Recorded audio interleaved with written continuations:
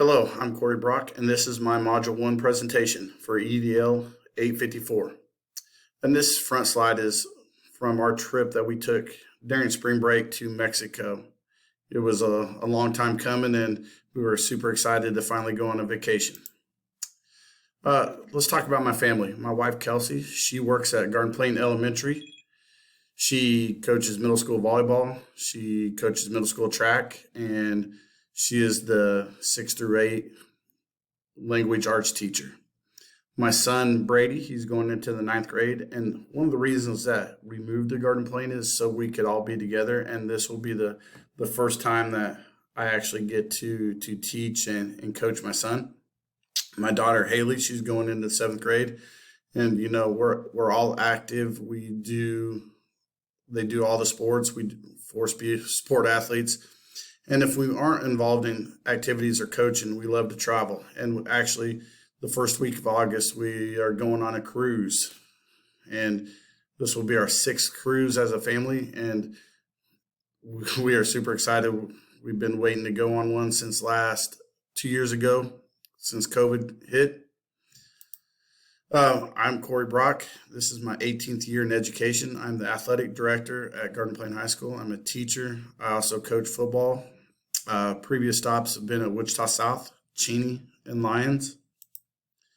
10 things that I've learned from the articles and the significance. First, only 83 cents of the dollar spent on education comes from state and local government. I thought more money would come from the federal government and not so much the state. Also, the money from the federal government must be used for specific programs. If you accept the certain funds, you must use it as the government requires you. And, just diving into this, you didn't think I just thought you got a lump sum of money, and that's where you could use it anywhere you wanted. Third, the biggest obstacle to giving school principals more autonomy are school districts, where most spending decisions are made by central offices. Instead of giving principals actual dollars to spend, most districts allocate staffing positions and other resources based on a one-size-fits-all. And not all schools are one-size-fits-all. At the state level, school finance formulas determine how dollars are allocated to districts, virtually all of which contains allotments that are restricted for specific purposes. While this approach is good in idea, these requirements often tie the hands of district officials. 5, it is the principal's responsibility to account for the school's revenue and how it's spent. It's a huge task from all the other day-to-day activities that a principal does. So schools must employ a professional accountant as they are more familiar with issues that may come up. It is in the best interest of the school and the students that a school leader has a clear understanding of his or her role in the management of finances and the implementation of the financial policy. You've got to be able to learn and understand the financial statements and reports that are ran each month. 7, regular and accurate accounting is a crucial step in the financial health of the school. What I found from reading the articles, there are many programs out there that make your job more efficient and accurate. You just got to choose the right one for you and your school and what you are looking for from the program. The principal is often responsible for his school's fundraising activities. It is his or her duty to ensure that the school uses the funds for the right purpose. Before conducting a fundraising effort, a principal has to discuss the purpose with the staff and students' parents. When you fundraise, that money needs to be used for the students and its purpose. However, many school leaders struggle with grasping the scope of the responsibilities and liabilities when it comes to accounting and finance.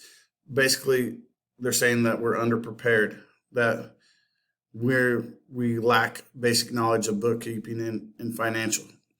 Significance, school leaders' responsibility to understand the ins and outs of his or her school, as finance and accounting happens to be one of the more complex topics. So you got to always stay on top of your game.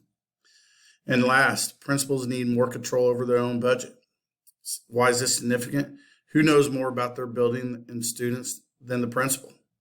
It's time for state legislators and school district officials to recognize that principals know what's best for students by giving them greater autonomy over spending decisions.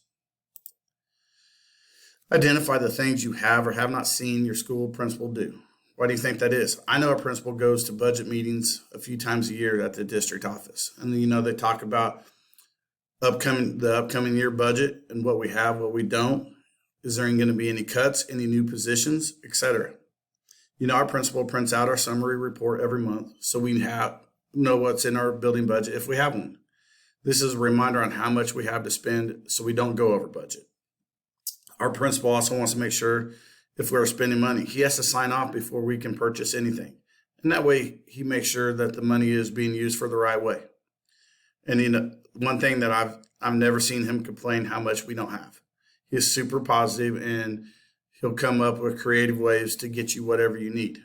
And I think that's great because no one has enough money in a school. What concerns do you have about being in the charge of your school budget? As the AD, I'm in charge of all the sports and their budgets. You have to be very detail oriented and make sure your staff understands the purchasing process.